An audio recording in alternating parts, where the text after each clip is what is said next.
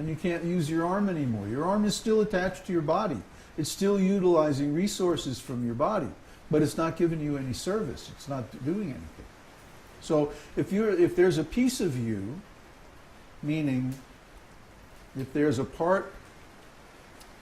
something that's connected with your identity that you have invested consciousness in, and you go into denial on that,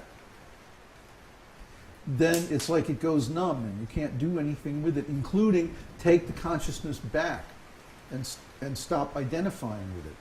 When I say stop identifying with something, I don't mean go into denial about it. See, this is the principle of psychology. Psychology strives to make the unconscious conscious. And although they don't usually talk directly in terms of identification and projection, things like that, they functionally, when they treat through psychoanalysis and psychotherapy, what they do is they try to increase the awareness of the parts of ourselves that we identify with, so that we can take that consciousness back, withdraw that identification. Because you can't withdraw the identification if you're in denial. Oh no, I'm not identified with that. Oh no, I never think that. Oh no, I never feel that. No. So the fact that we have a subconscious means that we have not only identified with these thoughts and feelings and things and people and stuff, but we have also pushed that identification below the surface of our consciousness into denial, through the process of denial. See? But oh no, I don't ever think about that. Huh? It's just like some people, when they hear that Bhagavad-gītā is spoken on the battlefield, they get all upset. Oh, this is violence, this is war. Huh? You never got violent? You never got angry? You never had a fight when you were a kid?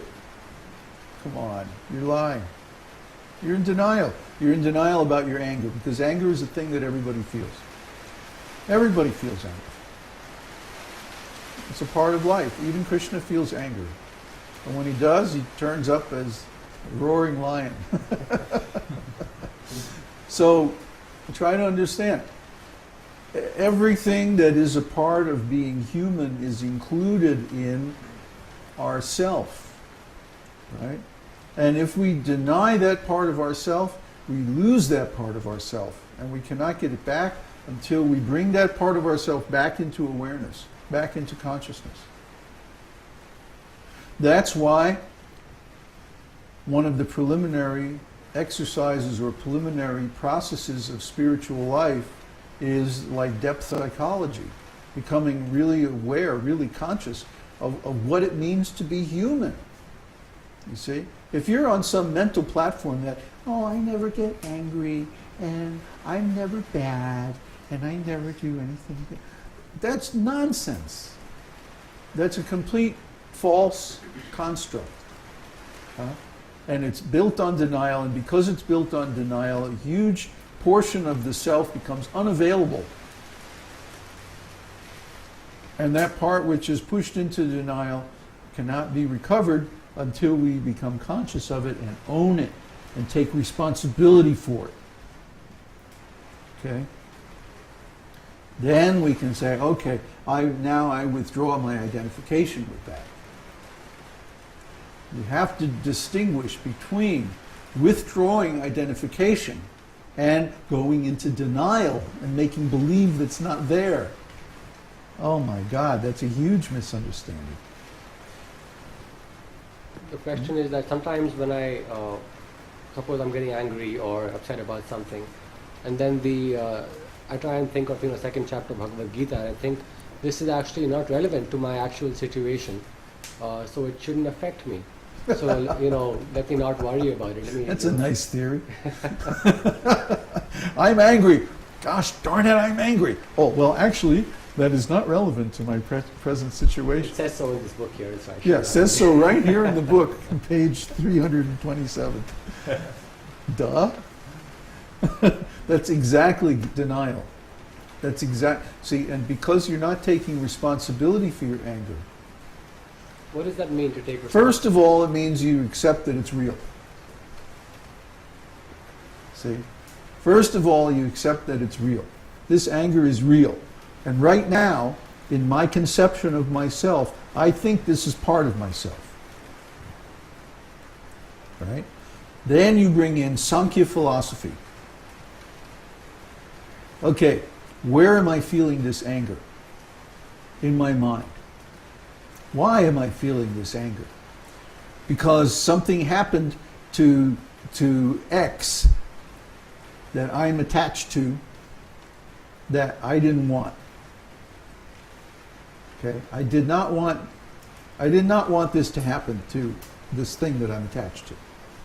Okay? So now I'm angry.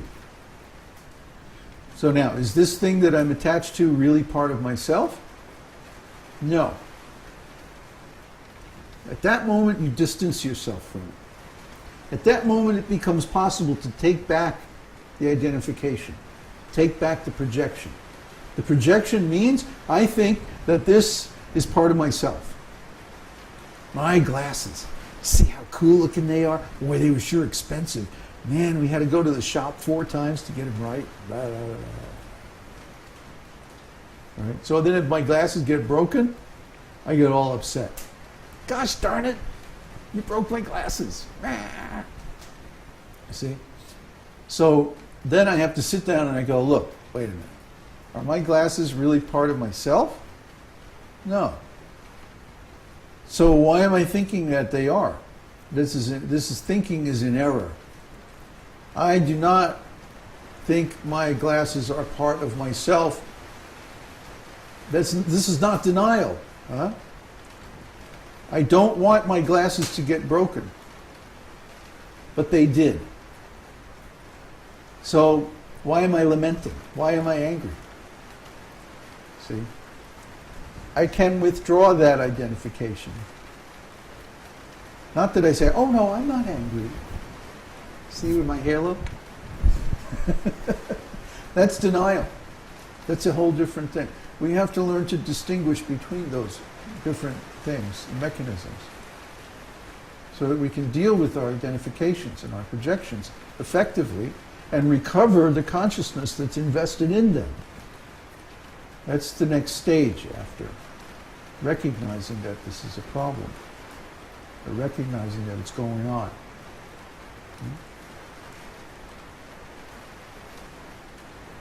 It's a long process. It's not an overnight thing, right? I mean, to reach the stage where you can contemplate consciousness itself means your consciousness has to be pretty clean, you know, comparatively free from projection, identification, and other distortions, false ego, basically. You have to be pretty clear that I'm a spirit soul, I'm different from this body, I'm different from this mind. And then take that mirror of consciousness that's normally pointed out through the senses and turn it around and direct it at itself. And the moment you do that, I mean, oh, it's just wonderful. It's like, oh, yeah. Oh. You know, this is great. So if you see it happen, if you're able to do this, see, just like I wrote today on the forum, that if these moments of lucidity are happening, it means they're happening anywhere, right? Everybody can remember a day when they're walking down the street and it's a spring day and everything's just beautiful and like la-di-da, right? They're happy. Why is that? Because somehow or other, accidentally, you manage to contemplate your consciousness. And just the fact that you're aware, just your fact that you're alive seems wonderful. It's blissful. What is that? Or if you're in love, huh? You're in love and everything's beautiful, everything's groovy. Why? Because you're actually contemplating the nature of your own consciousness. See? But there's some false ego mixed in with that. Nevertheless, Even so, it still gives bliss. So imagine if you could purify the consciousness of the false ego and then contemplate. Oh, it's very nice. Yeah, it's bliss sandwich. And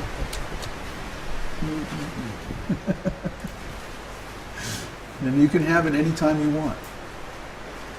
See? Just sit down and contemplate your consciousness. I mean, it's so cool. Anybody can do this anytime, and it's absolutely free. Can you understand why the corporate establishment might not want you to know about this? Then you don't need their products, you don't need their media, you don't need education, you don't need anything. Just sit down and contemplate your consciousness. And you're happy.